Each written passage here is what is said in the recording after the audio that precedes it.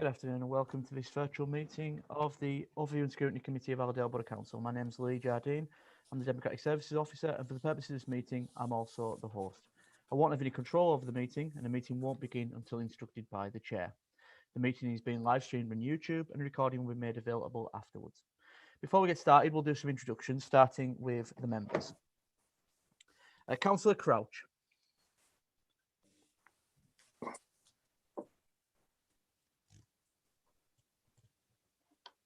Councillor Crouch. Councillor Daniels. Good afternoon, Councillor Alan Daniels.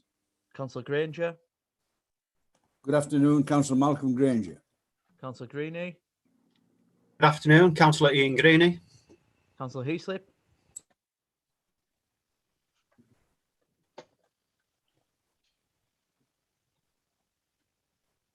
Councillor, you're muted. So I am, yes, sorry. Yes, Michael Heaslip, I'll be chairing the meeting when we get going. Councillor Horsley. Good afternoon, Councillor Daniel Horsley. Councillor McCarran Holmes. Good afternoon, Connie McCarran Holmes. Councillor Scott. Good afternoon, Councillor Paul Scott. We also have Councillor Fitzgerald. Good afternoon, Councillor Marion Fitzgerald. Thank you. Now move on to the officers. Nick Hardy. Good afternoon, I'm Nick Hardy. I'm the Assistant Chief Executive for Policy, Performance and Economic Strategy. Alex Fitzgerald.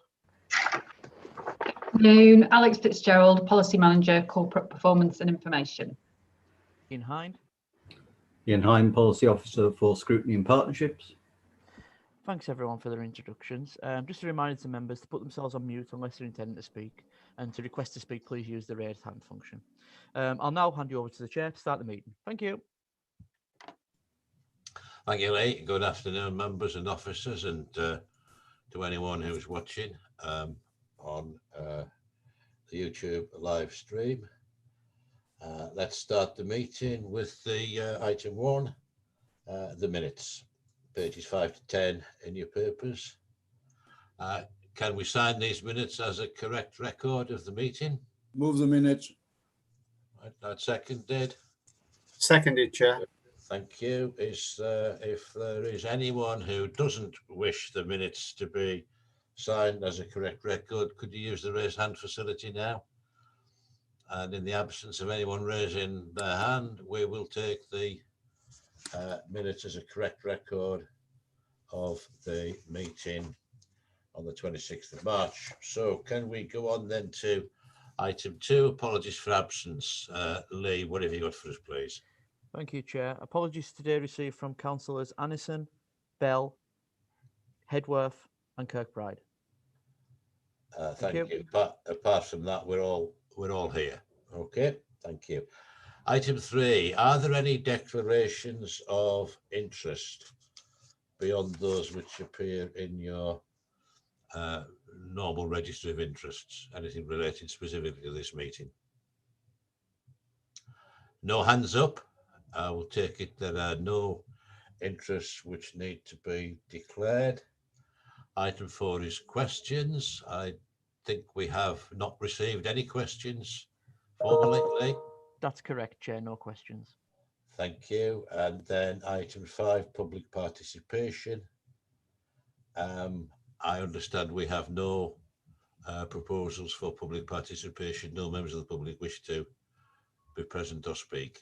Is that correct? Correct. That's correct, Chair. Okay, then we'll go on to the main body of the agenda. Reports from members on outside body scrutiny groups.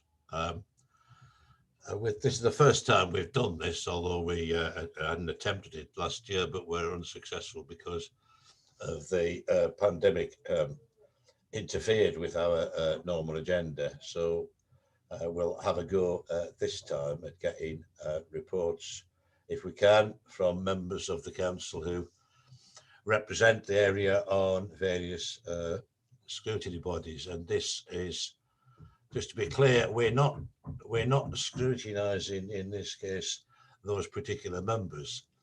What we would like from them is feedback, and the questions appear on the agenda paper, as to how effectively you think the scrutiny body that you're part of is actually challenging the body which it's meant to challenge, and is representing or taking account of the interests of the people of Allerdale, and is taking account of representations made to it by you and your colleagues in whatever that scrutiny body is. We've 4 to look at. We might get through a couple of them this afternoon. I know we've got apologies from a couple of other members. We hope that anyone who can't make a report in person to this meeting will submit something by email or whatever, which we can pick up and look at maybe next time. We'll see how it goes. We've not done this before, so let's see how it works. First on the list is the Cumbria Health Scrutiny, in which Allerdale is represented by Councillor Paul Scott. So, Paul, Councillor Scott, can you give us your view on the questions that we posed, or indeed anything else that we haven't suggested as a question to be considered that you think the committee, and through the committee the council, needs to be aware of about the operation of the health system and the scrutiny of it by the Cumbria Health Scrutiny Committee? I'll certainly do my best, Chair. Really, a bit of an overview, which kind of answers question 1. Really, is that the Cumbria County Council Health Scrutiny Committee, the objective of the committee really is to review and scrutinise matters relating to planning, provision and operation of health services within Cumbria. The meetings are quarterly. However, we do also do other meetings where we visit sites and look at the huddle in the morning, etc., and things like that, and the way they communicate. I'm pleased to say I have 100% record on all of those meetings, apart from the one meeting that was cancelled in July due to COVID. And I think it was more about getting everybody trained to use the Teams live meeting. The committee is made up basically from 3 Conservatives, 2 Labour, 2 Liberal Democrats. However, we do have 6 district council members, of which I am one of them. The district council member, we also hold the vice chair of that meeting, of which I have covered some because of John Kane's absence due to illness. We have a support officer with Lynn Harker, and our scrutiny officer is David Stevens. Do we think it adds value? Yes, definitely does add value. I'm pleased to say I'm part of it and working closely within that group. Question 2, and sorry, I do apologise. I'm trying to read it off my phone, so forgive me if I'm moving around. What information do we get that enables us to make judgments? The outline of the committee, the group receives presentations from North and South Acute hospitals. These are delivered by Peter Rooney and Hilary Fordham. They are the chief operating officers. Both very good. They come with officer support, and they present to us a file with all the facts and figures, and enable us as members to ask questions of it. And I have to say, some of the members can ask severe questions. They certainly do not hold back, and they go for the jugular. They raise concerns around personal issues that have been experienced, and also known issues that they've heard. Always ensuring that it's the customer focus is delivered from the NHS. So I'm guessing that'll cover really question 2.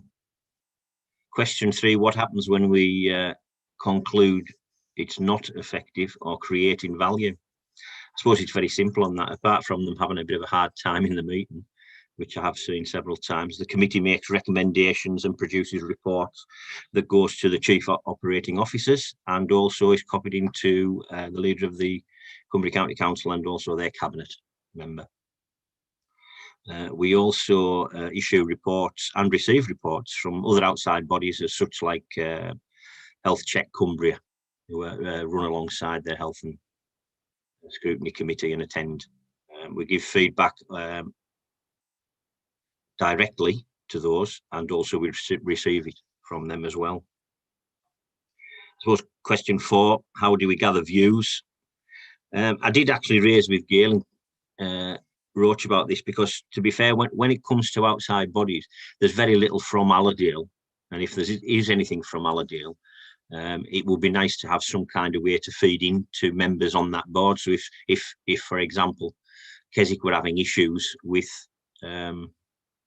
issues around hospitals or doctors, it would be nice if a way to feed into the scrutiny member to enable them to progress within scrutiny how they choose to do so.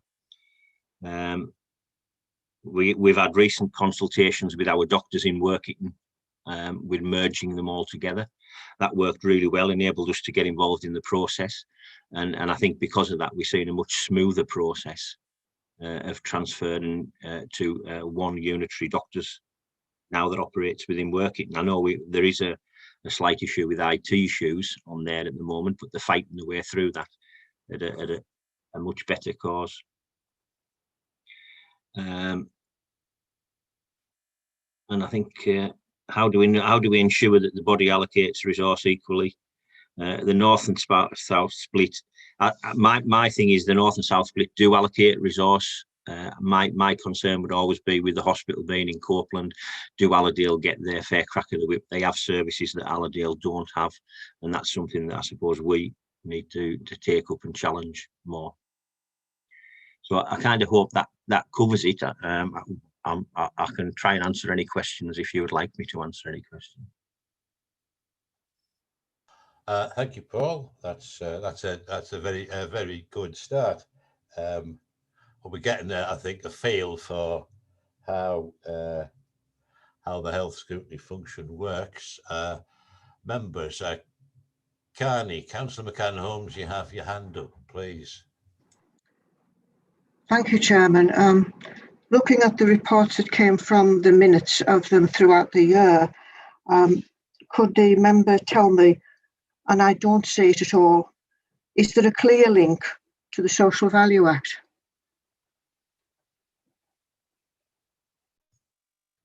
Sorry, I can't tell you on that. I would have to take that up and come back to you on it.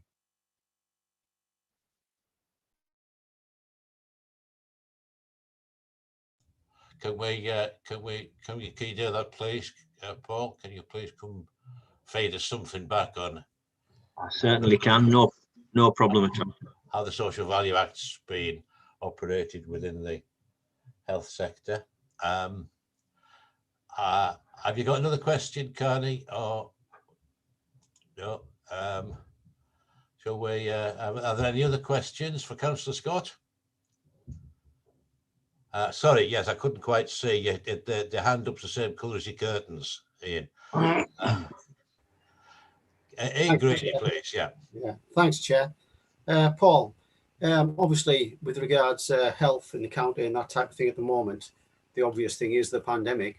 And I was wondering what scrutiny had been done around the pandemic by the committee over the past 12 months, especially looking back to see how prepared we were with regards to contingencies and whether we did actually learn anything from that for the second wave and that type of thing, possibly the third wave moving forward.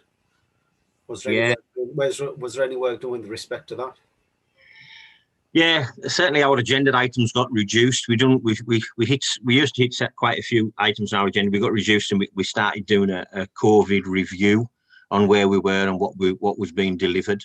I don't think any key learnings, to be honest, Ian, can be picked out this early. I think it's going to be a much longer process for the key learnings, to be fair. But as of when we restarted, I can say that we started doing the COVID updates, which was 30 minutes for the north of Cumbria and 30 minutes for south, and predominantly aimed around how we were dealing with it and the issues there. But I think it'll come. The breakdown of that will probably come at a much later date, I think. Yeah, I think I was just coming from a point of view of preparedness and any contingencies that we had in place to actually deal with the issue. You know, especially learning from the first wave, and then if we had any thing taken forward into the second wave that we could learn from and utilise. I think that's what I was coming from really, Paul. Yeah, fully understanding. And I think, like I said, I think it'll come much later. It's really difficult when you're in the middle of a pandemic and obviously all the staff are fighting on the wards. And we even had, chief operating officers working in the wards, and trying to get a report produced to come to scrutiny was quite difficult at times, and trying to free up members and doctors to come and present also was quite difficult. So as I say, I'm hoping that this is going to come at a later stage. Yeah, appreciate that, Paul. Thank you. Any other questions from members? I've just got one, if that's all right, Paul. Well, perhaps one and a bit. Do you get any? Do you get any kind of proactive involvement from do the health people bring you things to look at and sound out your views on in advance of doing them? You know, rather like, for example, we've got the economic recovery and growth strategy, which has not yet been adopted, on our agenda later on, so we can have a look at it before it is adopted. Do they involve you in advance of things? Yeah, they do, Mike. Yeah, certainly. If you look at the doctor's surgeries in Workington, we worked on that for some time in the form of a breakout, and put our thoughts and feelings forward, and certainly the feedback that we gathered from the general public around doctors. As everybody knows, it's quite well known that doctors' appointments are difficult to get hold of, and it was more around working with Dr. McCreevy and his team to shape that, if you like, so as that we can see a benefit for the future. Okay, thanks, Paul. And do they? The sort of other side of that is, do they? Are you confident that they take notice of you, of not just as you, but of the committee? Are you taken seriously, or do they just come along and sort of go through the motions? What's your view? I know what you're saying. No, I think they do take us seriously, and even now, to be fair, as a committee, certainly within working, the involvement early doors, for example, with the doctors, hasn't finished. That's ongoing now. Dr. McCreevy still feeds back to us and gives us information that we require. But when it comes as a committee, no, they don't. I've got to say, Peter Rooney, who presents on behalf of North Cumbria, I can't sing his praises enough. He can talk to King and Poverty, you know, the poor man. And to be fair, he's fantastic, and he takes on board everything that anybody says and builds that into the plan. And there is a second stage of that. For example, when you look at it, they do get invited back a period down the line to show if there was any improvement in that particular subject, and did that visit make a difference. So anything that was highlighted at that time, was it implemented? And if it was implemented, what changes have took part because of that? Thanks, Paul. Councillor Malcolm Granger, you have your hand up, please. Thank you, Mr. Chair. Thanks for that presentation, Paul. Spot on. Paul, since they amalgamated all the doctors' surgeries in Working, have they found a difference, and is the way forward for other places to take notice? Well, that is a good question. I believe it is a way forward. I believe it makes sense to do it. However, I know certainly within Carlisle area, there's been some ups and downs. And I think when you take on board 6 surgeries and their different working practices, trying to fit them all in together, it certainly does prove to be difficult. And there's always things that slip through the gap. But of course, what you end up is one thing that slips through the gap gets escalated into something that it might not necessarily be. And so yeah, I actually think it's a way forward for a lot of surgeries, to be fair. Yeah, and certainly moving forward with Workington, I believe that Workington has an option to develop into a much bigger and better doctor's practice because of what they're doing currently. Grand, thank you, Paul. Spot on. Thanks, Councillor. No other questions, issues? There's just one thing which we'll see how this goes at the end of the session. One thing I pick up from that Councillor Scott's mentioned is that we might think, not jump to any immediate conclusions, we might put our mind to thinking about how we can improve those communications that you mentioned, you know, about stuff coming to the Health Scrutiny Committee in advance actually getting fed out to our members, and how our members can feed back to the Health Scrutiny Committee through Paul Scott. It's all very, I mean, all of this sort of scrutiny running this form is all a bit new to all of us, I suppose. Doesn't go back that far. And there's maybe things we can think about how we can make it reach further into the council, into the communities that we represent. So absolutely, for later. Absolutely, and that's everything that I sort of fed back into Gail as well, really. Yeah. Because, like I said, to be fair, what we end up is we go there, but you know, if there's issues within Allerdale, it should really come into us to enable us to move forward with it and discuss it at the right level, isn't it? Yeah, we need to close that loop somehow. Yeah. But anyway, that's one to ponder. Carney, you've got your hand up. It's just about something that hasn't been mentioned, Health Watch. Why don't we engage more on this committee with Health Watch? Cumbria Health Watch do sit on the scrutiny committee. I said this committee. Oh, sorry. Well, maybe we should. Maybe that's something where we come later at the end of the agenda to look at items for the future work programme. Maybe we should. I confess I'm not particularly familiar with Health Watch, so there's probably something for all of us to learn there about that. Thank you. Sorry, Chair. Certainly, David is eager and willing. I know when we went on, we were due to get some training that David was going to give us, and it was how within the NHS things were funded. It is quite complicated, and there was a training package, but unfortunately the pandemic sort of stopped it. But I'm sure David will be eager to engage with this committee. Good. Right. Okay. We'll take that one away. Right. Can we go on to B, which was the Cymru Lab Scrutiny Board? Councillor Carol Powers had to send her apologies, but she does assure us, Lee, I think, that she will get something to us on paper, which you could maybe pick up at the next meeting, or even in between the next meeting if we circulate it, and see if there are any questions arising from that. Is that right, Lee? Well, I was just going off what Councillor Fitzgerald said earlier on. So if sorry. Councillor Fitzgerald can confirm that. Yeah, sorry, Chair. Right. It's that I think you did say, Marion, that you would ensure that we got something. Yes, I'll make sure that something comes through. And we can, when we get it, we can decide what we need to do with it. Okay. We'll leave that one for now. But you know, we'll not drop it off the agenda. You know, it's a key issue. C is the Cumbria Police and Crime Panel Joint Committee. Councillor Adrian Kirkbride has also sent his apologies, and we must ensure Lee or Ian or whoever, maybe group leader Paul Scott, could ensure that Adrian does send us something that we can look at before the next meeting and decide where we go with it from there. Okay, is that noted?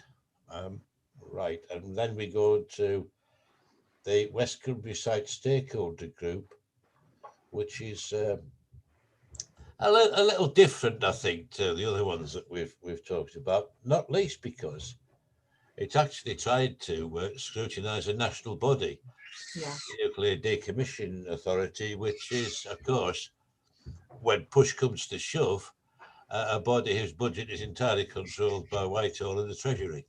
So the question about questions about value for money and allocation of resources are maybe a little bit more difficult there. But I hope Councillor Fitzgerald can enlighten us on how she sees it working. Okay, I'll certainly do my best. I think the best way to approach it is I'll tell you what my experience is, and as I'm speaking, we'll see if I'm answering the questions, and if there are any that you don't feel are sufficiently covered whilst I'm speaking, we'll address them at the end. Is that okay? That's fine, please, carry on. So it's got a very complicated structure, the West Cumbria Site Stakeholders Group. The last meeting of the main group was in February, and the next one is on Tuesday, the 4th of May. So they're quarterly. but the WCSSG, and it is acronym city. If you know, forget line of duty, it's absolutely full of acronyms. Is the main group is divided into 6 subgroups, and they are the low-level waste repository, environmental health, risk, hazard and waste management, spent fuel management and nuclear materials, emergency planning and enablers. And I attend, out of those, as well as the main group, I also attend the risk, hazard and waste management group and the spent fuel management and nuclear materials group. And at those meetings, I have spotted Councillor Alan Tyson, and I think Marcus on occasion, and Tony Markley also. So I think Allerdale is quite well represented on these groups. And I don't think, we mentioned this the other day, didn't we, Mike? I don't think that the membership is particularly hard and fast. I think they do welcome attendance across the board.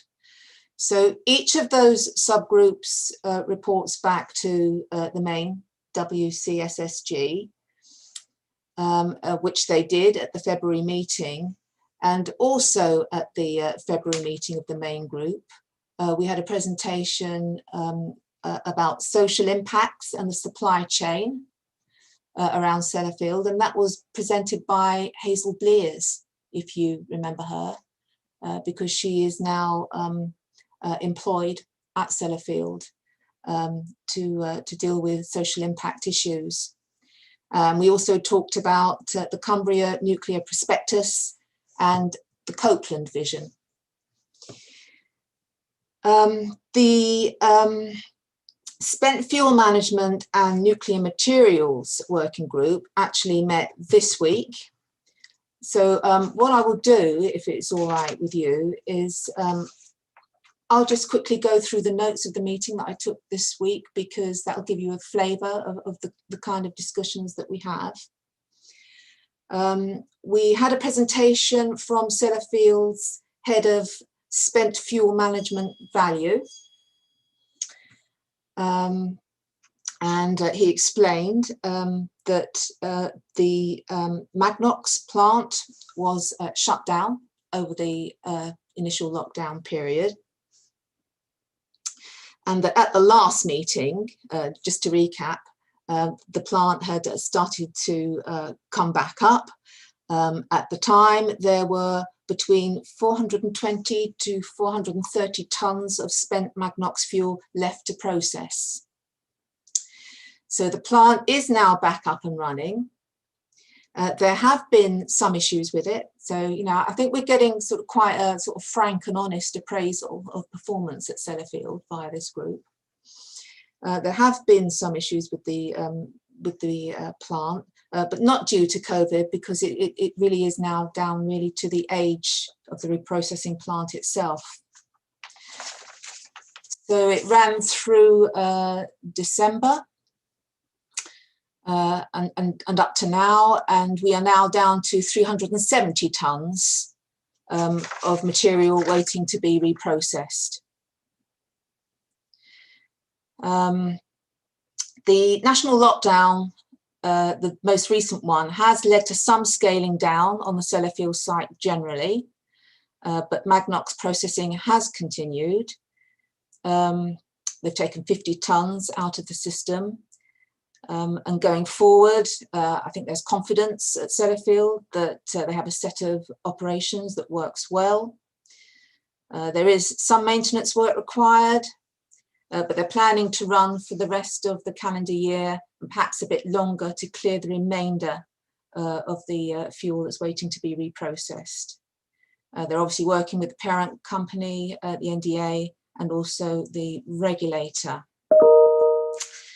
Then we had a presentation about the spent fuel management, and they ran through the NDA mandates that are given to Sellafield on that, and those are to complete reprocessing of all Magnox fuels, the interim safe storage of all remaining advanced gas-cooled reactor lifetime fuel risings, the managed closure of Sellafield MOX plant, hazard reduction and ongoing storage of plutonium-bearing materials, and the vitrification of highly active liquor.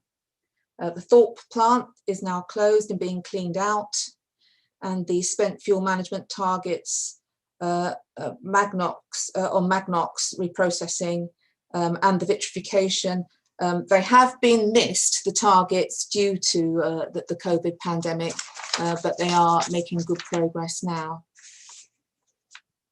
Now, originally, as I'm sure you know, that the Magnox reprocessing should have been completed in 2020, but the programme has been put back a little bit.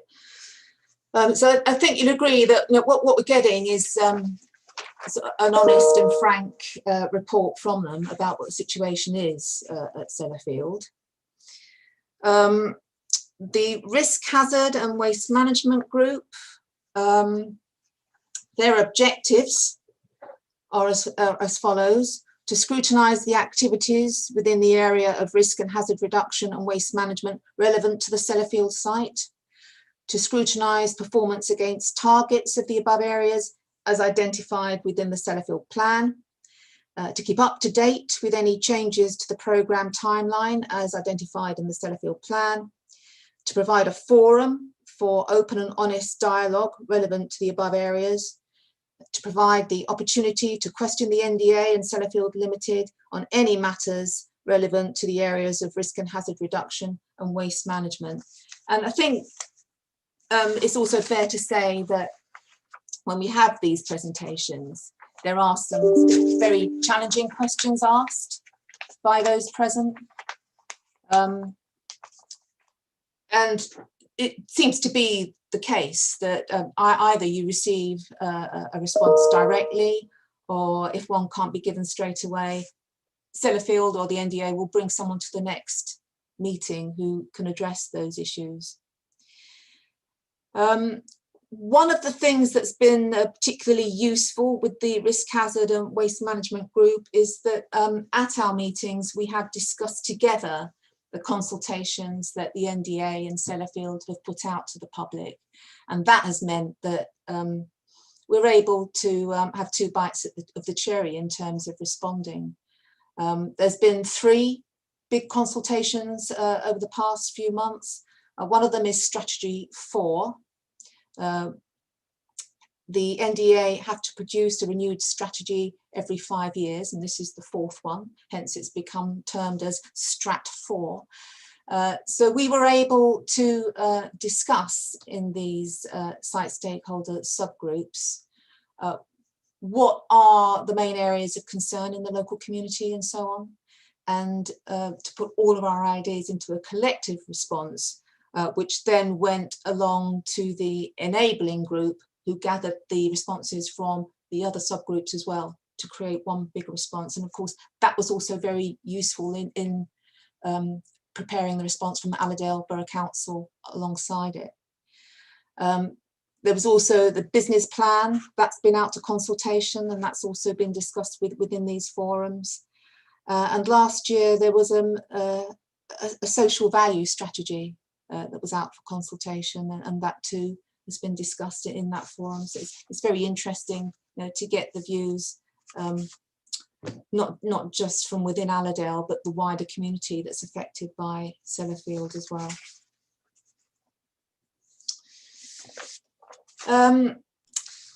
It's probably quite important to add that we have further access to the NDA and to Sellafield. It's not just through the WCSSG, because there's also a monthly meeting between myself and the stakeholder relations manager of the NDA.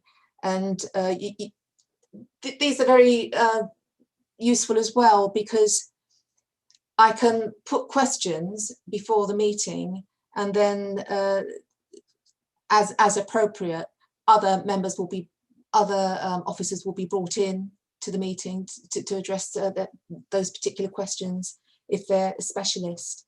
We had a meeting this week, and I had posed a question about the holiday report, which was published recently into a bit of a procurement disaster that the NDA underwent. It's all in the public domain, so I can talk to you about this. It was about 10 years ago when the NDA wanted to procure the services of an outside body to help with the decommissioning of the Magnox power stations. And in doing so, they underestimated the amount of work that there was to do. And it led to the contract being terminated after it had started. And then at the same time, two third parties who had taken part in the tendering for the contract and hadn't been successful challenged the process at the same time, and it ended up costing the NDA millions and millions of pounds. So that's all been looked into, and I wanted to talk to the NDA about what the responses were from their side of it now that the final draft of the report has been published. And so it's very interesting to hear how the management structure has changed since then. It was an event that took place 10 years ago, but how the management structure has changed within the NDA to ensure that that kind of thing doesn't happen again. So we have that means of access, and we also have New Leaf, which is a body that is organised by local authorities and attended by local authorities. And that's a very good opportunity to discuss community issues with other site stakeholder groups in other parts of the country. So that's also a very good forum. So yeah, I hope that's addressed some of your questions. I'll do my best to answer any further ones if you have them. Okay, thanks. Thanks very much, Marion. Questions from members? Councillor Horsley, you're first, please. Thank you, Chair. Thanks, Marion. That's it's just like being at work, really, as a Sellafield employee myself for over 20 years now. You've a really good report, and I agree with everything you've said there. I'll just like to add something to it about the COVID, really. Working on Sellafield throughout the period.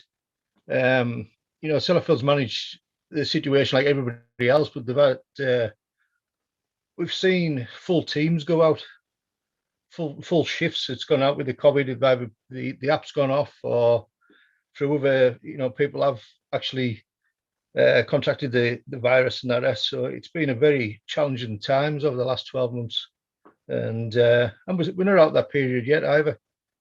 So it's onwards and upwards. I think we're getting there. At the moment, I think there's about 5,400 people on the Sellafield site now. It's still not back up to numbers where they need to be, but it's getting there, and they're handling the situation very well. And just to add to it, yesterday I was in a briefing yesterday before I came home from left Sellafield, just for the members of the meeting. We're looking at Sellafield's still got about 120 years left, lifetime. So that's probably 2 generations left. So this, the board, the panel that you're on at the moment, this is going to continue for a very long time yet. Sellafield is a very big part in our local economy and in West Cumbria and that. So I just thought I would add that to it. Thank you very much. Thank you, Councillor Horsley. Thank you. Councillor McCann-Holmes, Cardi, please.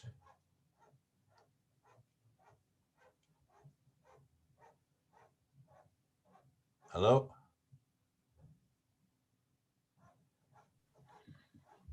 One of my bad habits.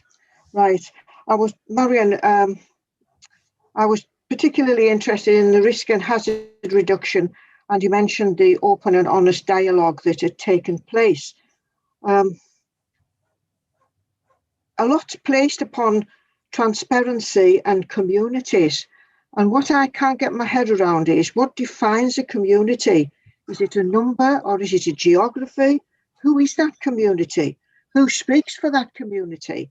Marianne Birkby doesn't speak for me. She speaks for one organisation. And incidentally, I have nobody working at Sellafield, and I have no interest at all to report on Sellafield. So I'm quite clear about this. But this play on communities, it is not open and transparent as to who is the community, what makes the community, how big is the community, how small is the community, how much it links in. And this is all this nebulousness about it. Can you comment, please? Well, I'll do my best. It's a discussion that we've had before, Mike, isn't it? In I think one of the policy groups on community resilience. I mean, really and truly, that I think the community is where you are. So in a rural area, it can be a village. In a town, the community can be bigger than that. But there'll be communities within the communities in terms of you may get a couple of streets, you know, which tend to have sort of very close association that's internal. So far as the NDA and Sellafield are concerned, I mean, I think they are trying to take a wide view of the community, and that there's no question. I think that Copeland is greatly affected by anything that Sellafield does or the NDA does.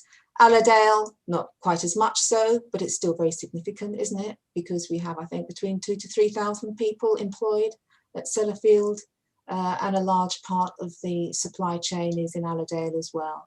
I think the view, I mean, I have been struck by the, as I've said, the openness and the willing to share as much information as possible on the part of Sellafield and the NDA.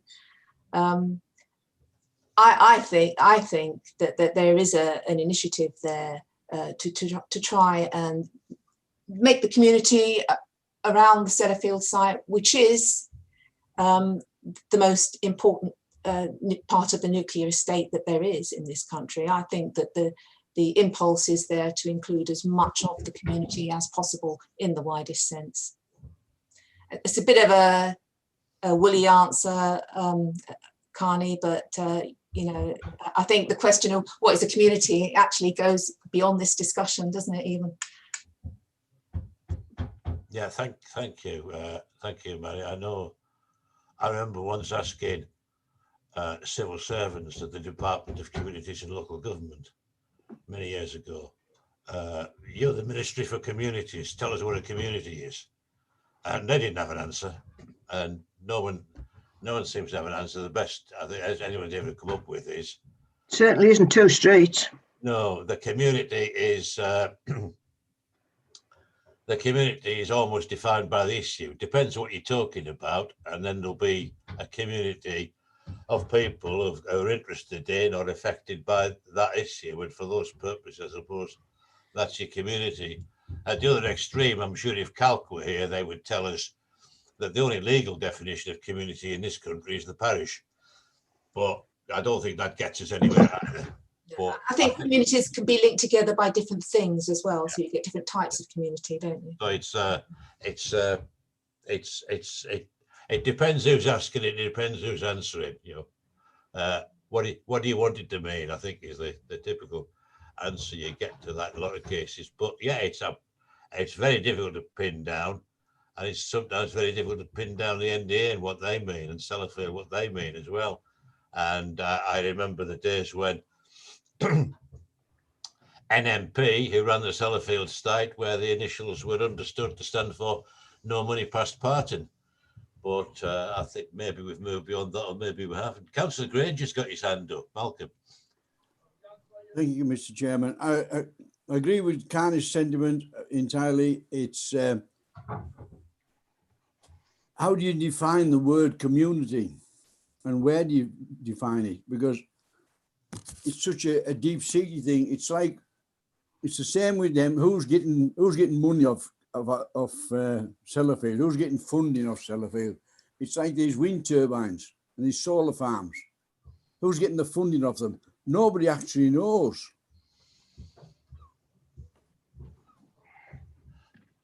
Thanks, Malcolm. Any more questions for Marion? I've got Well, I think I got the impression what you were saying, that you're quite happy that the site stakeholder group does effectively challenge the NDA and what it's doing, and that the NDA does actually respond and takes the site stakeholder group seriously and does properly respond to it. Would you think that Councillor Scott's comments about maybe we need to think more about how we communicate to members and to our communities within Allerdale, and get feedback from them, so we can feed stuff in the other way? I mean, does that ring a bell with you from your experience of the site stakeholder group? Is there more we could be doing to make sure that there's more of a two-way communication between NDA, site stakeholder group, via the official representatives on that, out to our members and communities? I'm not suggesting we need to decide now what that is, but is it something we could usefully look at? Well, I would certainly welcome, questions from members that they would like put at these groups and subgroups. That would be very useful. Some of the level of debate, I should say, is also sort of quite high level, because members of these subgroups often have worked in the nuclear industry and are very knowledgeable about certain aspects. So, I'd be very pleased to see it opened out more. I'm very happy to take questions to those subgroups. Have you got somebody locked up there? I'm sorry. I'm getting a new roof put on about 5 feet above where I'm sitting. So I'll try to keep muted.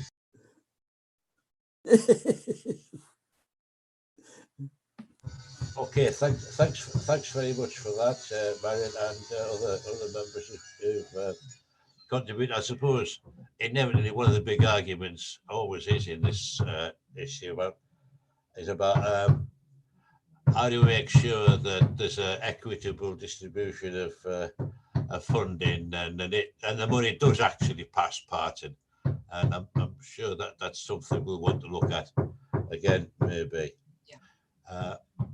Anything else? We've got a couple of conclusions drawn from that which we can look at, but if we haven't any other comments, we'll park that for now, picking up on points B and C from Carmel Bell and Adrian Kirkbride as we can, and go on to item 7, draft council strategy delivery plan. Is that something that Marion's talking to, or is it Nick that's talking to it? I think Nick's introducing it, Chair, right, if that's okay, but I'll be happy to join in the discussion. Yeah, please do. Nick, could you talk? When I say talk, I don't mean please don't talk us through the whole delivery plan, because we've seen delivery plans before. I think maybe not exactly this one, but could you please tell us what's different and what particular difference you expect this specific delivery plan to make? Point us to the things that are interesting. Thank you. Interesting for a collective. I'll do my best, Councillor. Just in terms of a quick recap, members will recall that the council strategy was approved in 2019, and our intention at that time was to develop a delivery plan to sit under the council strategy for a period of 4 years. Obviously, however, with the last year that we've had, that we weren't able to do a 4-year delivery plan. We didn't feel that was sensible, and we moved to a 1-year plan. And unfortunately, I think, given the uncertainty that still surrounds the pandemic, particularly in terms of the impact on the finances for the council, we've chosen to go with a further 1-year delivery plan for this year. I think it's fair to say, though, that we do feel that we're entering into a different phase of the pandemic, and I think that is reflected more in the document in terms of certainly in terms of moving away more from response and into the recovery stage. So this draft delivery plan that's attached to your report as Appendix A presents the combination of the key programmes, projects and activities over the course of the coming 12 months. And it also sets out the key performance measures for the coming year. The slight change this year, in terms of one of the changes, is that we've added a section that is strategic planning where relevant. So giving some recognition to some of those activities that might not lead to something being built or might not lead to something that is developed, but is really important that we undertake that level of thinking and invest the time and the resources into ensuring that we arrive at some of those key decisions that we need to make, and those key strategies and policies that we need to review during the course of the year. So I think probably from last year that members will also see that there is a much stronger focus on regeneration and our major programmes in Workington and Barrow during the course of the next 12 months. That obviously reflects the announcements in terms of the Future High Streets Fund for Maryport and the Stronger Towns Fund for Workington. I think there are, lots of similarities in terms of where we are from last year, particularly around cleaner, greener, etc. But I think there are probably too many differences for me to itemise on a one-by-one basis, Councillor, if that's okay. So I think what I will say is that the document's due to go to executive in May, and it's here today for members to have their comment before we submit that document to the executive for final approval. And I'm happy to take any questions. Right, thanks, Nick. Colleagues, questions? Or before we go to that, Marion, would you like to come in and say something further about the strategy? Yeah, I'd just like to. Sorry, I'd just like to add that it was felt prudent at the time that we talked about this interim delivery plan to have a second delivery plan, because we were at a very early stage of the roadmap out of lockdown. So I'd like to think of this really as a sort of a standby plan, really. It is, as you'll recognise, very closely linked to the overarching 10-year plan. And I think that this one is sufficiently adaptable that if the route out of lockdown goes very well, and we are able to move around far more, and things begin to return to normal, we'll be able to revert more quickly to the 10-year plan. So this is really a stepping stone. But it was prudent to have a second interim delivery plan, as opposed to going straight back to the 10-year overarching plan.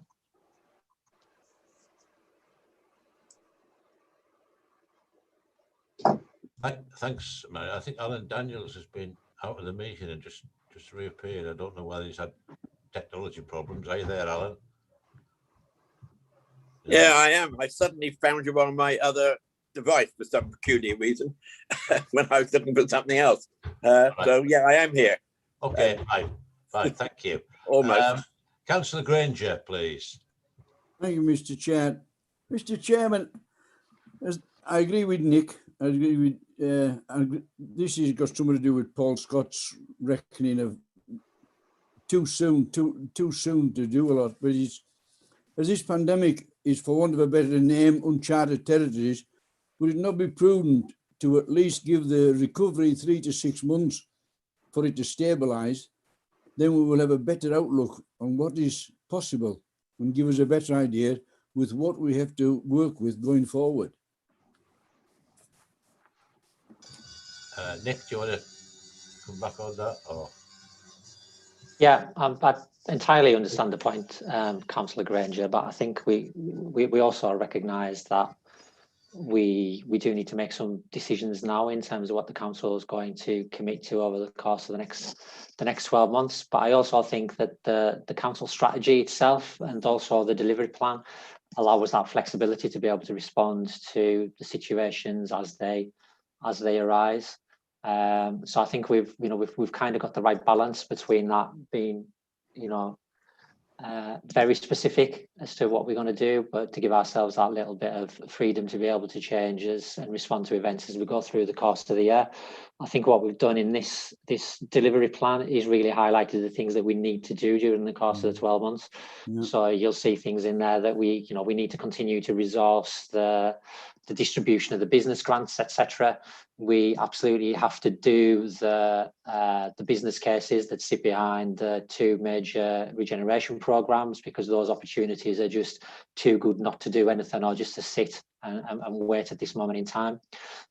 So I think that the document could have been 4 times longer in terms of trying to work out what everybody would do during the course of the year, and what we've tried to do is slim it right back to what are the things that we absolutely have to do, and then we've given ourselves that little bit of flexibility to be able to respond to other events as they emerge during the year. Thanks, Nick. No, just to save a lot of unnecessary work at times, but I know you've got to go forward, so well done. Thank you, Mr. Chair. So, Nick, if we've restricted this to those things that we're absolutely sure we can do, we'll expect by the end of the year that all the quarterly performance reports will be showing green for everything then, won't they? That's the aspiration, Councillor, yes. Of course it is, yes. Councillor McCann-Holmes, please. Yes, Chairman. The first part of my question is really to you as Chair, and it's about strategic planning on page 27, about the population and the demographic challenges. And I do believe, and that I plug this at all times, about expert witnesses being identified to come along at the time to us. Because I don't believe, and I haven't believed for the last 12 months, that we are as outward facing as we ought to be. But I hope you'll take that on board.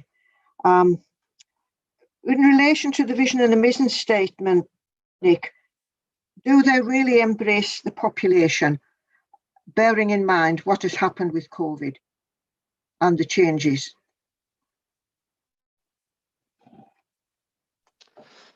Sorry, Hannah, were you asking that, sorry, in terms of the vision for the... Yeah, the strategic planning, you mentioned the population and the changes that impact upon the borough and the council. And our vision statement and our mission statement as a council, do they link into this? Or has it informed what you've put in here? No, I think that the link into it, Councillor McCann-Holmes, if I'm honest. I mean, I think that if you look at what our mission is about improving futures and improving lives, then I don't think there's probably ever been a more relevant time in terms of that mission statement, and what we're seeking to achieve as part of that long-term council strategy, I think is still absolutely relevant. And I think you'll see that filters through. I'll touch on it in terms of the next item around that population challenge, that one of the key differences between the document that members saw previously to this document is that we've made a much more significant emphasis around families and the importance that families will play in the economic sustainability, but also the social sustainability of this area moving forward. So I think that certainly that the vision and the mission statement, I think I'd probably argue that are more relevant than ever before. And I hope during the development of this delivery plan, but also the development of the economic strategy, if we look at that next, that you'll see that those key themes are filtering through all of those documents that we're developing at this moment in time. Thank you. Chairman, will you take on board my request about witnesses for the future? I would indeed, Carney. We can maybe have a look at when we'll come to do the item on the agenda about our work programme, about where that might actually be most useful to us, if not everywhere, and what witnesses we might want. Certainly, I absolutely agree with that. Yeah. next on my list is Councillor Daniels. Who, Lee, could you just note that we've got an Alan Daniels in the waiting room, but we've also got Councillor Daniels actually in the meeting. I don't know what's going on, but Chair, I think what it is Councillor Daniels joined on 2 devices, so he's in the room, he's in the meeting, and I'll get rid of the other. right, thank you. Okay. There we are. Right. He's Get rid of. Am I here? I don't know what the hell happened there. Shadow's gone. Councillor Daniels, you're on next. Fire away. Thank you, Chair. Nick, on page 20, you talk about new public markets. I don't know whether you're aware, I've been in conversation with Peter Napton and Kevin Kerrigan regarding to the old railway platform at the Keswick Hotel, where there's a change, there's going to be a change in the lease, and we're looking at putting on possibly a smaller market there, full-time market to take advantage of the thousands of people who walk along the threshold to Keswick Trail every day. Has that come into your remit at all of that? Have you been aware of that? It's something I'm aware of, but not in any great detail, I'm afraid, Councillor. Okay, I just wanted to know that you are aware. I think it would be a very good money maker for Allerdale. I mean, that's a tremendous tourist opportunity for us. So I just hope we can move that forward.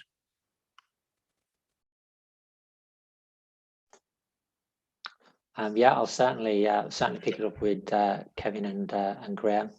Yeah, I'm sure we want to keep an eye on that opportunity. Who else have we got? Councillor Greeny. Yeah, thank you, Chair. Thanks for that, Nick. Appreciate that. I was looking through the plan. There's a particular key date for me within the coming year, and that's around September, with the end of the furlough scheme for workers.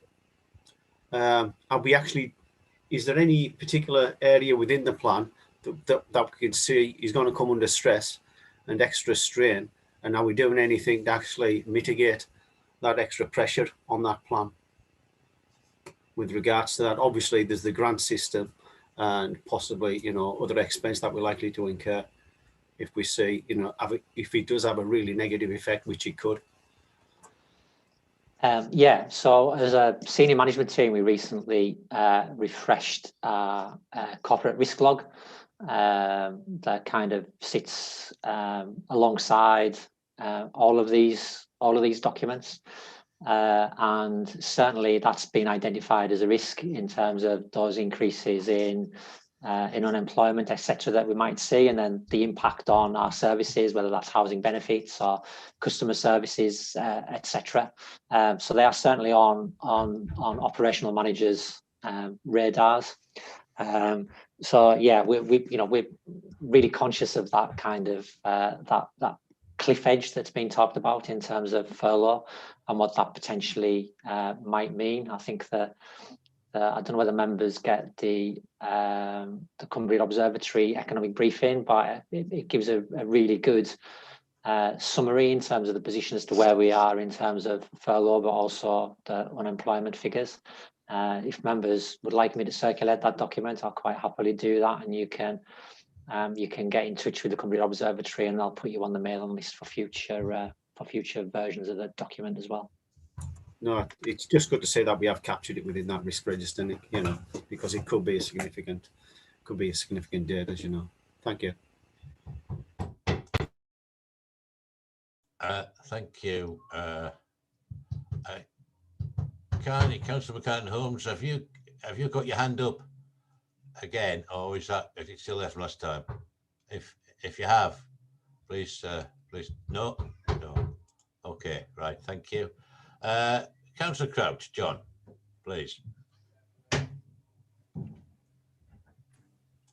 Yeah, on page 22, it's about fly tipping. Have we actually taken anybody to court on fly tipping? Have we made any prosecutions at all?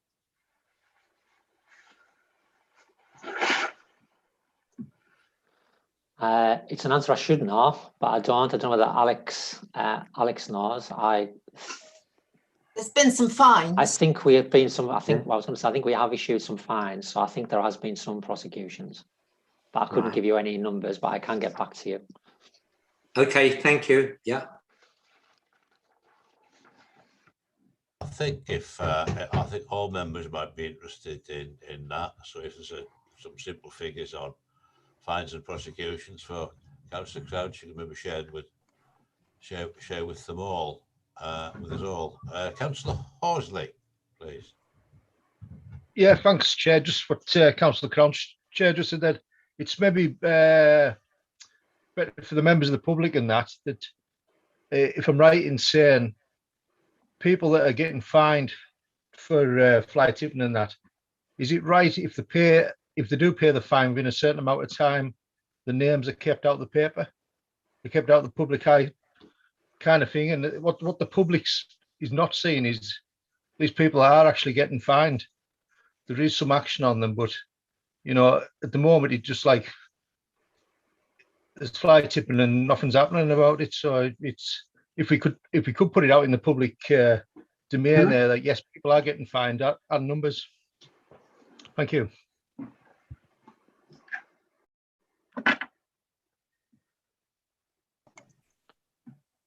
Hello, thank you on that. I can say as a former portfolio holder who had responsibility for the team that did the fly tipping and the dog fowler, the deal always was if you pay this fine, we won't take you to court, you get your name on the paper. But the downside of that is, as Councillor Horsley says, because you don't read it in the paper, people assume nothing's happening, and you know, quite a lot is happening. But it'd be useful to get the figures on all of that.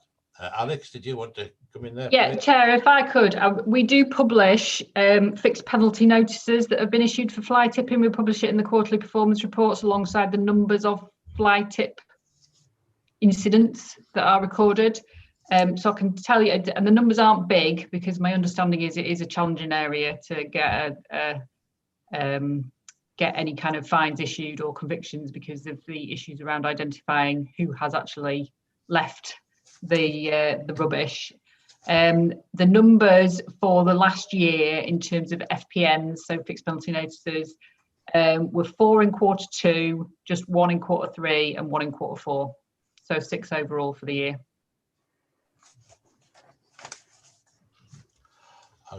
Could I suggest, Alex, that when we do actually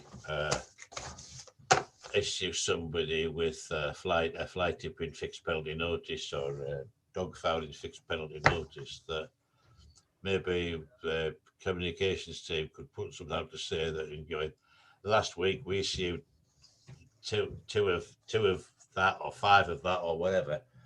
Because I think Council is quite right. The perception is that we don't do anything, and that, I know that's not the case. Not the case. We do. The communications team do that already via social media. So if there's a fine issued, they do it for dog fouling as well, usually. Yeah. So where a fine's been issued, there's usually a notification that goes out.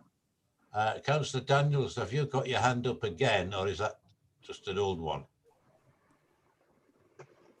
Yeah, I have my hand up. I think Marion was in front of me, though. Oh, well, it's for the gentlemanly of you. Well, I am a gentleman. Go on, Councillor Marion Fitzgerald, please. Yeah, I just wanted to come back, Chair, on a couple of the questions that have been asked. In terms of letting things recover for the time being, I don't think we can ever afford to pause. I think in one sense, you have to do all your thinking in advance, because as the opportunities arise out there, you've got to have your ducks lined up ready so that you can move on them right away. And I think Councillor Greeny's point there, about potential troubles that lie ahead, interim delivery plan is our way of making sure that we have taken that into consideration so that we're not taken by surprise by these things. Hopefully, as I mentioned earlier, we'll be able to sort of revert back more to the overarching plan if things go well. But you have to really have done your thinking in advance, I think. Yeah, thank you very much. Point taken, I'm sure. Councillor Daniels. I'm just thinking, with the fly tipping, you've got to think of the cause of the fly tipping. I went the other day to Flusco's on the A66 with a couple of little things. I waited an hour and a half before I could get in. And I saw people in frustration leaving, obviously, and probably going to throw their stuff in the, in the ditch on their way out. Is there any way we can speed that up? I mean, I can't understand why they're only letting a few people in at a time. Nobody has any interaction with the guys working on that site. It strikes me as being overly cautious as far as COVID is concerned. I don't know who's responsible for that, but can we have a look at the cause of the why it takes so long to get into these places? It's very frustrating.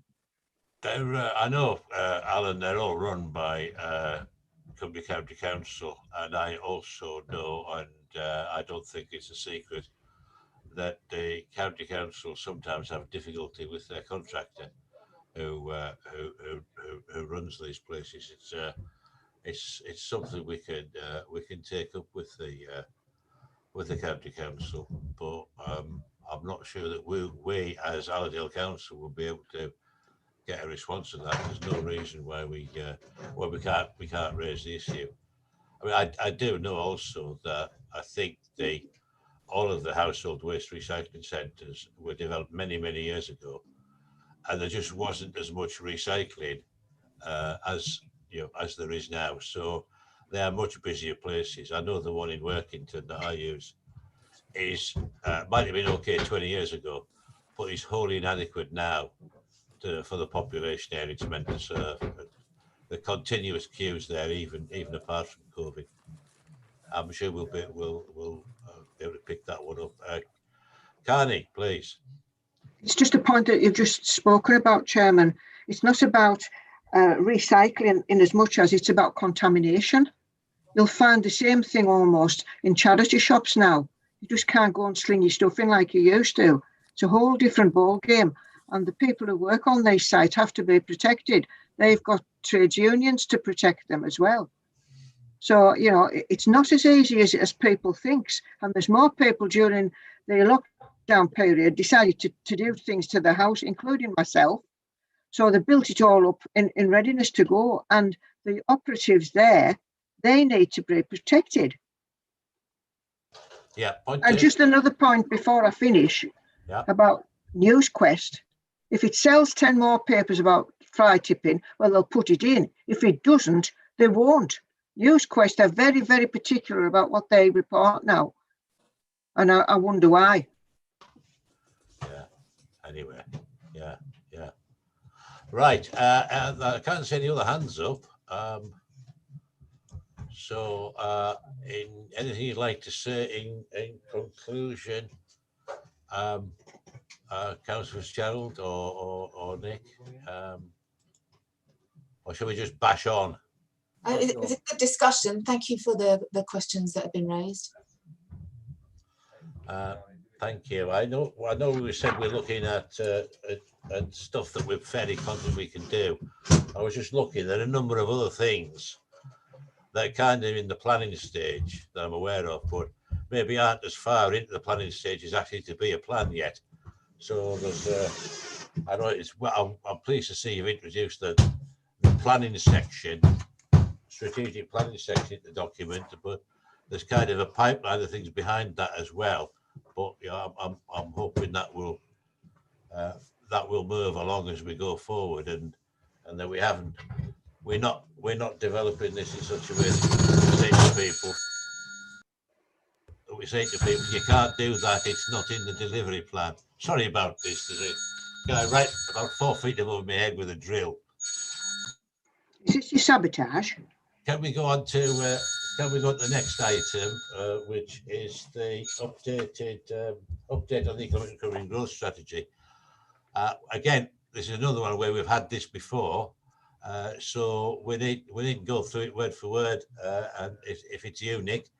But can you tell us what's different about this version and what difference you expect that to make, please? I will, yes, Councillor. Again, probably too many little changes, to be honest, in terms of to go through it on a line by line. basis. So just in terms of a quick kind of resume as to where we are, this document is being put forward to replace the existing business growth strategy, which was adopted back in 2016. Obviously, when we adopted that document, we've changed the way in which the council has worked over recent years. So we've started to develop things like business forums, the visitor website, and other such activities in order to deliver against the strategy. So I think overall we've been quite successful in terms of the original aspirations of that document, but times are very different now from what they were in 2016. So we felt that it was time to develop a new strategy and also to try and take advantage and position ourselves to take advantage of the new funds like the Stronger Towns Fund and Future High Streets Fund, etc. So in 2020, we commissioned McDonald to do three things for us. One was to outline the baseline economic assessment. And the second was to develop the Workington Town Investment Plan. And then the final piece of the commission was the document that you should have in front of you today, which is the new Economic Recovery and Growth Strategy. So over the last year, we've developed the evidence base, and we've taken what engagement's been possible with key stakeholders and external organisations. And what I hope you have before you today is the final draft that will then go forward for adoption by the executive in May. As Councillor Heaslip said, I kind of took you through the main elements of the strategy at the last meeting, so I won't go through those again this time. It's fair to say that there has been no real significant changes, Councillor Heaslip, in terms of the document itself. There are more subtle changes around wording, around phrasing, and typology of just how we, some of the chapter headings, etc., are slightly different. But in terms of the content, it's not too dissimilar from the previous version. We've added, for example, references to programmes such as Made Smarter after consultation with some of our stakeholders. We've also given consideration to other things such as change in working patterns as those opportunities, but also those challenges have developed, and as that thinking has become more developed during the course of the last few months, we've started to add little bits in, and we've also changed some of the wording just to make it a little bit more consistent with the council strategy. But I think, as I alluded to during the conversation on the previous item, perhaps the most important kind of change that we've made, but still quite subtle throughout the document, is that we've raised up the level of the importance of families, not only to kind of our economic future, but the social element as well. So there's a bit of an emergent theme that families are becoming a bit of a golden thread that are embedded right throughout the document. Really, and I think you'll probably notice from things like the vision where we've added some keywords in around that. So I say that the document will go to executive in May, and this meeting today is our final consultation stop off before the submission of the final document. I'm happy to take any comments that members would care to make. Thanks, Nick. Any comments or questions from members? That doesn't preclude anybody who has a bright idea later on today from emailing Nick direct. But are there any questions or comments now? Councillor Cann-Holmes. It's just in relation to the risk analysis, Chairman. And the biggest issue throughout the risk analysis is the facts about funding. No councils throughout this whole country could effect any measure of success without support initiatives from central government. It's gone beyond that, because we've had over 10 years of taking back money year after year after year, and it's rendered us impossible to do any of these initiatives ourselves. Sorry about that.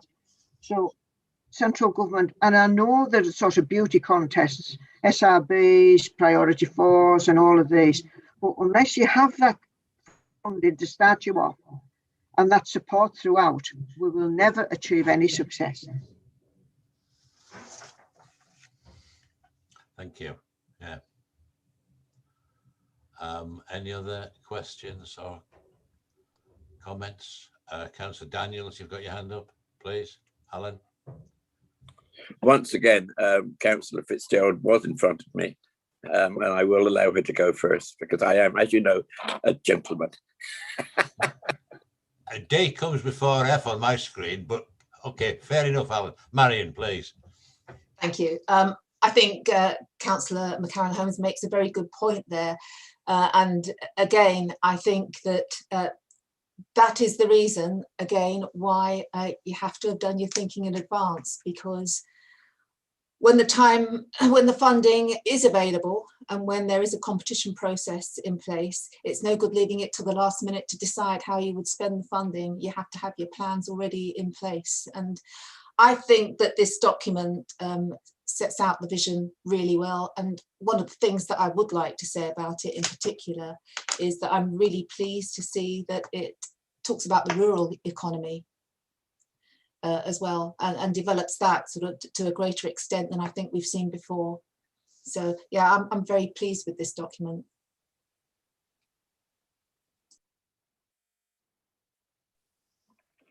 Thanks, Mary. Councillor Daniel. Thank you, Chair.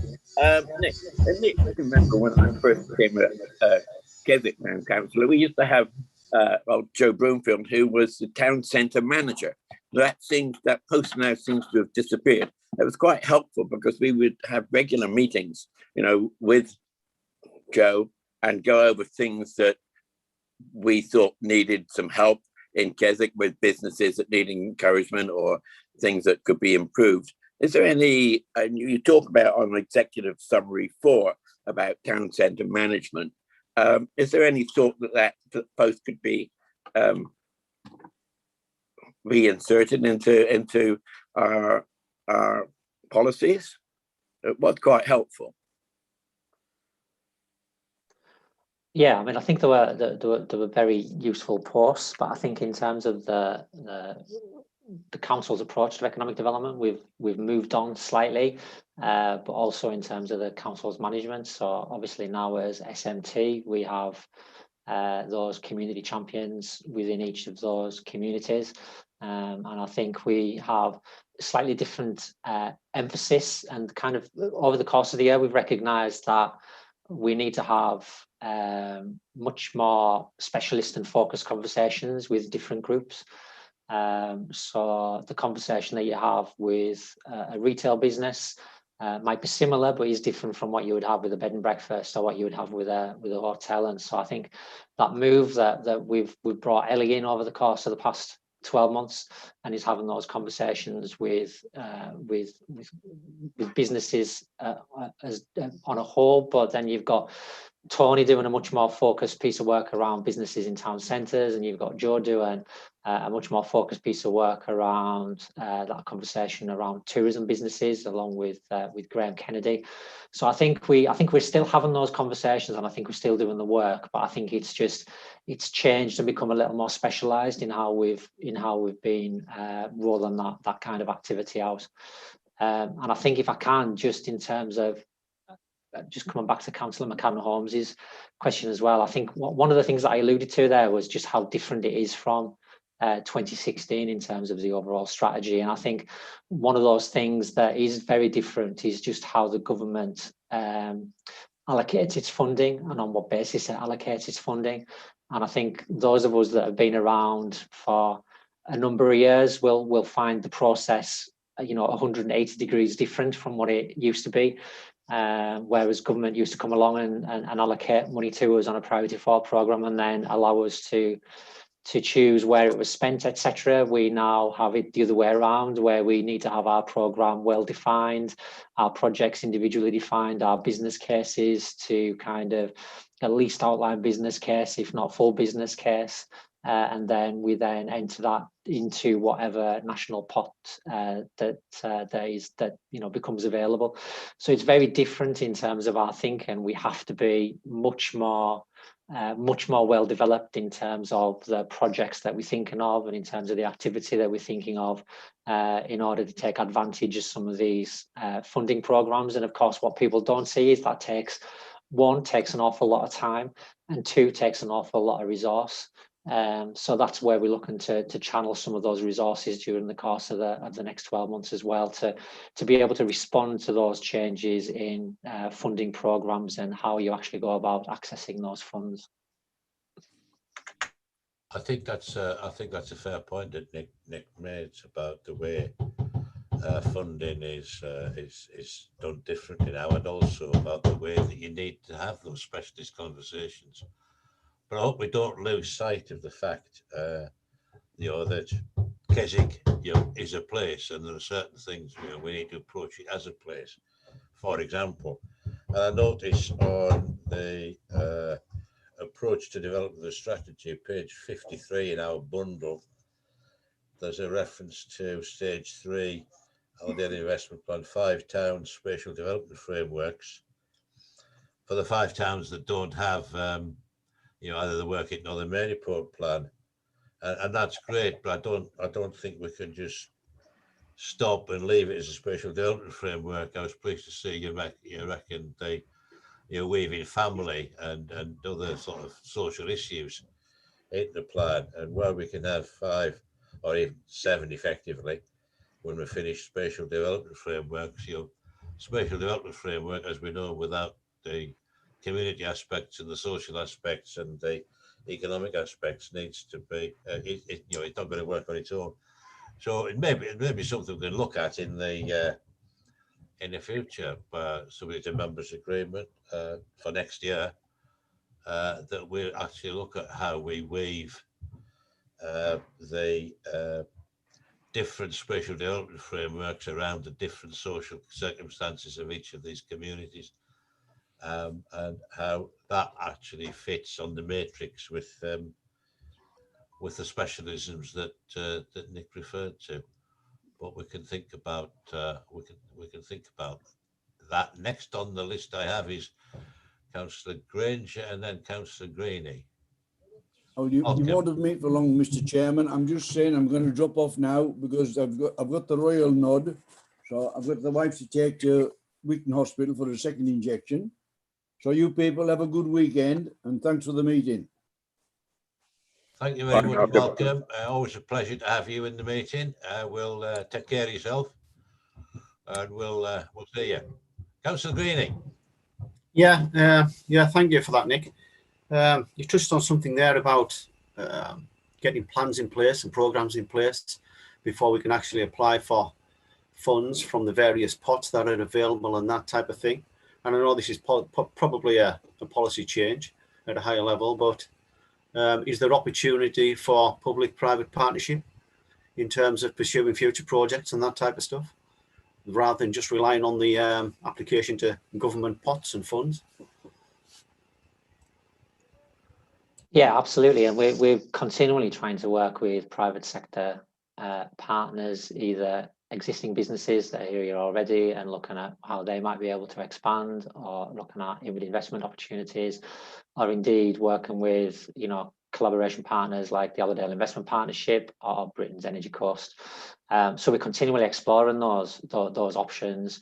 What we're finding more and more is that particularly in terms of the private sector, that the more well developed and advanced that your scheme or your proposal or your objective is, that it's easier to get a private sector partner on board at that point.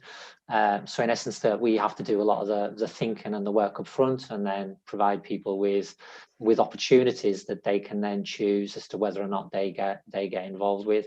And again, I think that's a real change for us as an organisation and as an area, in terms of, and I think one of the things that probably does come through a little bit stronger this time is about being much more targeted and focused in our kind of inward investment approach, and really understanding the types of organisations that we want to attract here, and really understanding what are the kinds of things and what are the kinds of opportunities that those organisations will be looking for, so we can really have some focused and targeted conversations. So yes, I think, you know, we have to capitalise on those public funding opportunities as and when they arise, but we certainly have to use those opportunities to unlock private sector development, and that private sector development will hopefully come off the back of the work that we will put in over the course of the next 12 to 24 months in terms of that project development. I think where I was principally coming from is, you know, they've done a great job with the regeneration team and all the money they've attracted through the Towns Fund for the town itself, from project at Maryport to be done, and there's just that risk that it might stall given the amount of work that's to be done by the regeneration team. And I thought it's a possible avenue as to actually continuing the work down at the promenade and that type of thing. It's an ideal opportunity to actually maybe do something like that down there, you know, to keep the actual pace of the actual project moving. I think that's where I was coming from. Yeah, we're continually having conversations with private sector partners about you know, I've had conversations with organisations in the past couple of weeks about the potential support for project managers. We have a number of experienced project managers operating within the nuclear sector that have skills that we would find particularly desirable around capital build at this moment in time. And I know I've certainly been having some of those conversations with some of those major players about how they might be able to help the council flesh out some of our resources in the short to medium term, to help us get to the point of delivery, and then to get to the point of where we can actually set about delivering those schemes. So yeah, we're always talking to potential partners about how we might be able to do that. One of the problems, of course, is that we've got fairly limited resources in order to pay for those kind of things. So we tend to be having conversations about what people might be able to do for us as part of their social impact and social value. But I'm hopeful that over the course of the next few months that we might get some positive responses to some of those requests, because it is they are two really big programs to deliver as a council, much bigger than we've delivered over the past decade or so. And if we're being honest, those kind of regeneration resources that I know that Councillor Easlip used to work with, like myself, you know, the Maryport regenerations and the Workington regenerations and the County Council's regeneration team no longer really have those types of skills that are needed in the amount and the amount of people that are needed. So we're having to adapt and to look for different ways in order to deliver now. Okay, thanks, Nick. And sorry, Councillor Easlip, if I could just say as well, just in terms of that wider aspect that you kind of touched on in terms of, we're looking at the spatial planning frameworks within the towns. I think where Alex and I are kind of heading towards over the course of the next few months, and people have heard me, well, next few years really is where people have heard me talking about it, is in terms of that council strategy sets the direction for us now, and the kind of the economic recovery and growth strategy will be one of a suite of documents that sits underneath that council strategy. The resilient communities strategy was one that came recently, and ideally for us, it's ensuring, and I'm particularly looking at Alex for this, ensuring that all those different strategies and all the policies that sit underneath them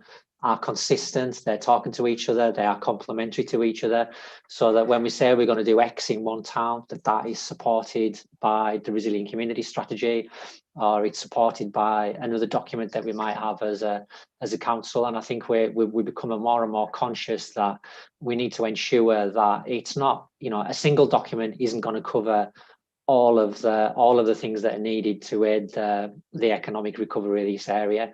But between that suite of documents and working with the partners and making sure that those documents at least speak to each other and are complementary, we hope that we can take a wider, more holistic view of what's actually required in some of those towns. And I think, to be perfectly honest, that's that's a really important role for scrutiny in terms of that policy context and that policy development as we move forward, and just making sure that consistency and that collaboration between those different documents is actually there, and they're not just standalone documents that do what we want them to do, but they actually then link into that broader strategic and policy framework.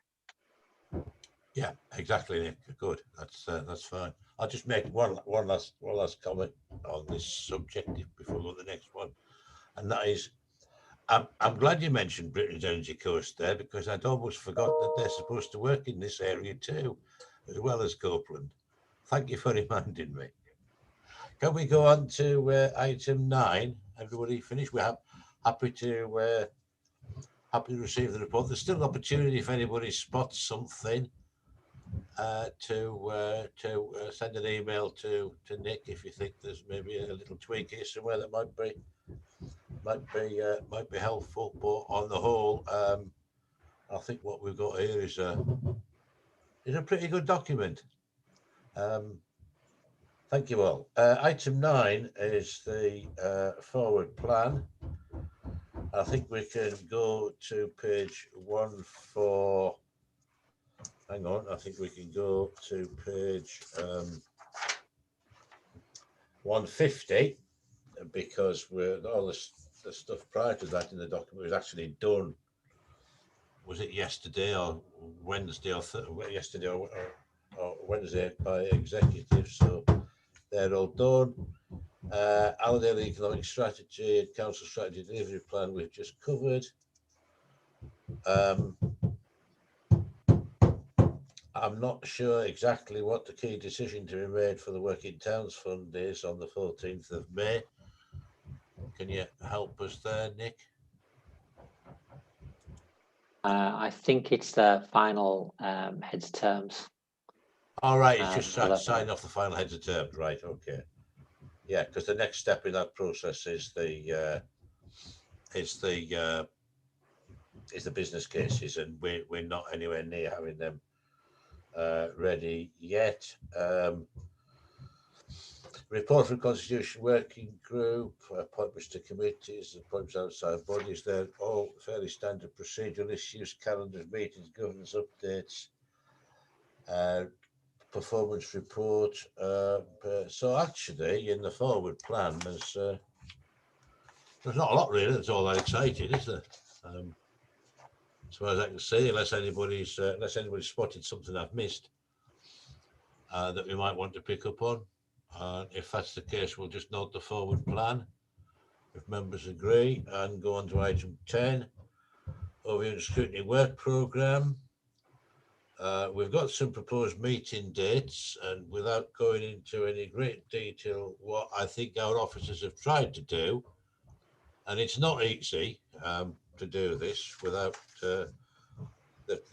without mucking all sorts of things. What they've tried to do is get a better alignment between the proposed dates on which important documents will be going to the executive and the dates on which versions of those documents will come to overview and scrutiny, so that overview and scrutiny has a chance to be proactive, as in fact we've done. I mean, the work with the Daily Economic Strategy is an example of that. The work we've done has been able to influence the final document as it goes for approval. So what we've tried to do is fix the timetable so it works a bit better to allow that sort of thing to happen. What always work, dates will be problematic from time to time.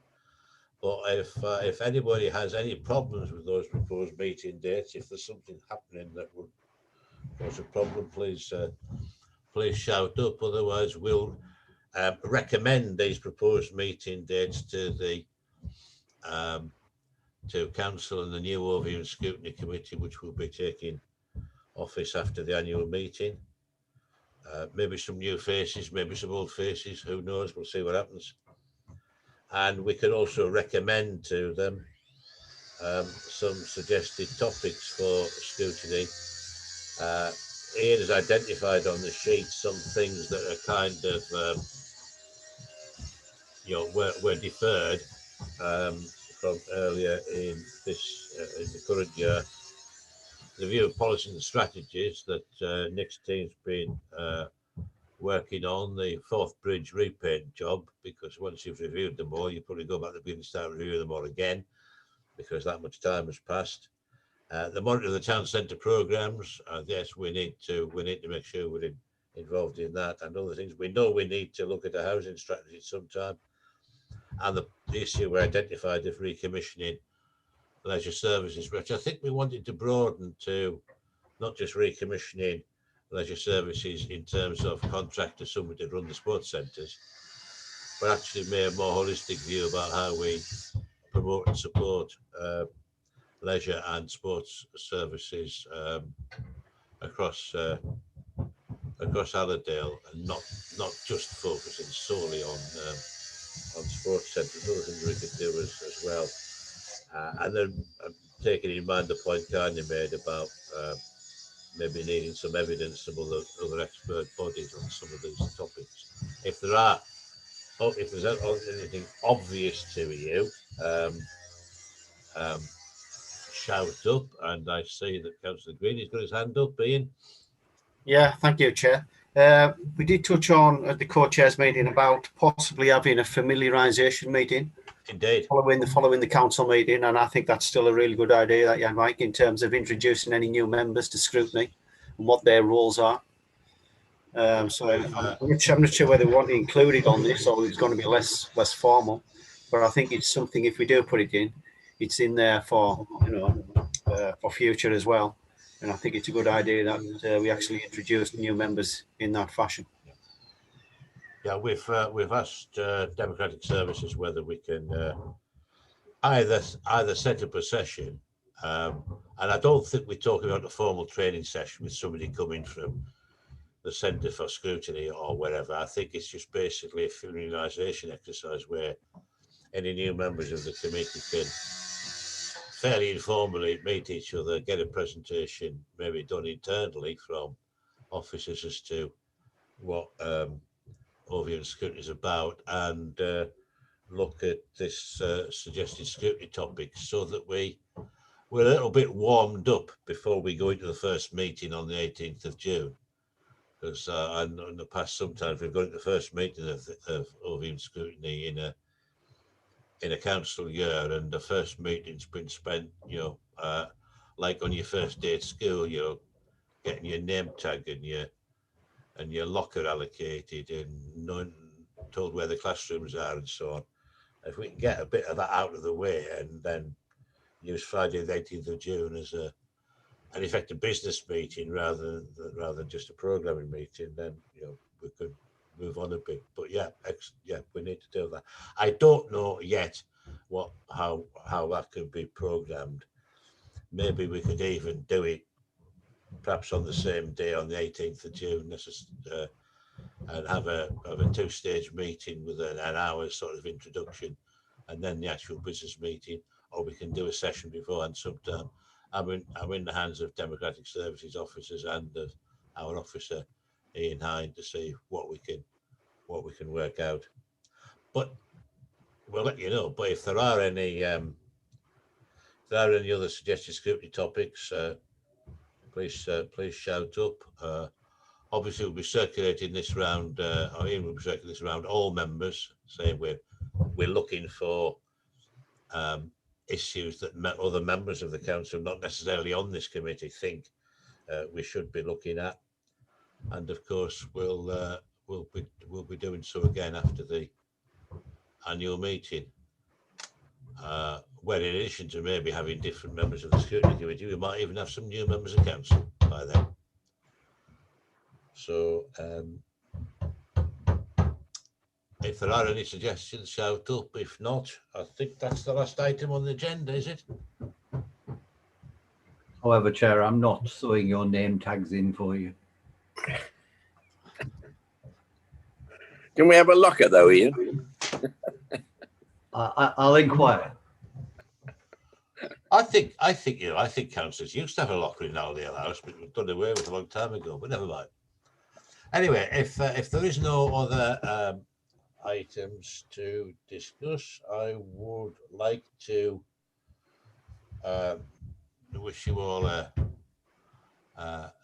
happy weekend, a happy rest of your lives or whatever, because who knows which of us will be here at the next meeting. At the moment, we've nobody knows. But thank you very much for your contributions over the part of this last 6 months and the 6 months before that, when Ian was in the hot seat. I am a little surprised that I'm told it's not in the constitution, so you can't do it, which I'm not sure I agree with that. I'm a little surprised that Overview and Scrutiny doesn't actually make a report to the annual meeting saying, you know, this is what we've done over the year and this is what we intend to do next year. But apparently it's not in the constitution, so we don't do it. So my response to that is, well, we'll change the blooming constitution then. So it does go in. But anyway, it looks like we won't be doing that on this occasion, but we'll make sure we do something at the next council meeting after that. So thank you very much for your contributions over the course of the past year. It's been a pleasure working with you, and all the best. Thank you very much. I'll close the meeting. Thank you.